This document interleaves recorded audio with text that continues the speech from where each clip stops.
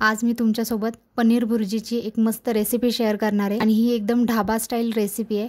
तर त्यासाठी मी 2 कांदे एकदम बारीक कापून घेतलेले आहेत, सोबतच 2 टोमॅटो सुद्धा बारीक कापून घेतलेले आहेत आणि भरपूर अशी कोथिंबीर कापून घ्यायची आहे बारीक। 2 हिरव्या मिरच्या एकदम बारीक कापून घेतलेल्या आहेत। तर इथे टोमॅटो आणि कांदा जे आहे त्याचं प्रमाण एकदम सेम ठेवायचं आहे, भरपूर कांदा आणि टोमॅटो याच्यामध्ये घालायचे आहेत। आता सगळं आपलं बारीक चिरून झालेलं आहे।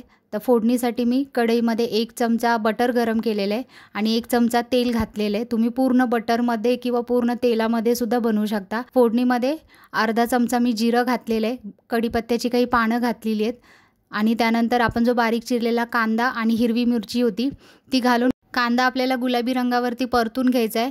त्यानंतर बारीक चिरलेले टोमॅटो घालायचे आणि थोडीशी कोथिंबीर घालायची फोडणीमध्येच, म्हणजे आपल्या भाजीला चव खूप छान येईल। मिक्स करून घ्यायचं आहे आणि सोबतच आपण काही पावडर मसाले घालणार आहे। त्यामध्ये मी 1 चमचा मिरची पावडर, अर्धा चमचा काश्मीरी मिरची पावडर, पाव चमचा हळद घातलेली आहे आणि चवीनुसार मीठ घालायचं आहे आणि व्यवस्थित मिक्स करून घ्यायचं आहे। तर आता हे टोमॅटो आणि जे मसाले आहेत ते आपल्याला व्यवस्थित शिजवून घ्यायचे आहे। तर त्यासाठी मी 1 ग्लास भरून पाणी याच्यामध्ये घातलेलं आहे, मिक्स करून घ्यायचं आहे आणि वरती झाकण ठेवून 5 मिनिटं वाफ काढायची आहे, म्हणजे आपले मसाले पण शिजतील आणि आपले टोमॅटो आहेत ते मऊ होतील। आता टोमॅटो आपले शिजलेले आहेत, थोडेसे मी त्याला मॅश करून घेते आणि त्यानंतर मी पाव किलो पनीर घेतलेले इथे। तर मी हातानेच थोडंसं त्याला असं क्रम्बल करून टाकते, तुम्ही हवं तर खिसून सुद्धा टाकू शकता।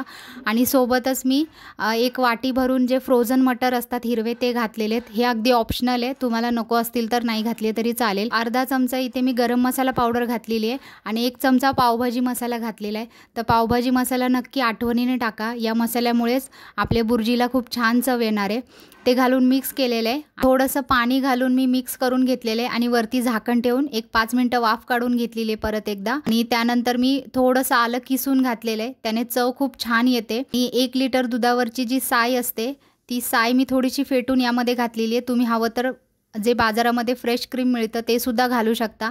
व्यवस्थित मिक्स करून घ्यायचं आहे आणि झाकण ठेवून फक्त 2 ते 3 मिनिटच आता आपल्याला वाफ काढून घ्यायची आहे, म्हणजे सगळे मसाले पनीरमध्ये मस्त मुरतील। पनीरची भुर्जी तयार आहे। वरून शेवटी बारीक चिरलेली कोथिंबीर घालायची आणि मिक्स करून घ्यायचं आहे। या पनीर भुर्जीमध्ये मी थोडंसं पाणी ठेवलेलं आहे, तुम्हाला जर एकदम सुक्की पाहिजे असेल ना तर तुम्ही एकदम ते पाणी आटवून सुद्धा घेऊ शकता। आजची ही चमचमीत ढाबा स्टाईल पनीर भुर्जीची रेसिपी नक्की ट्राय करून बघा। व्हिडिओ आवडला असेल तर लाईक करा, शेअर करा, सबस्क्राईब करा। थँक्यू।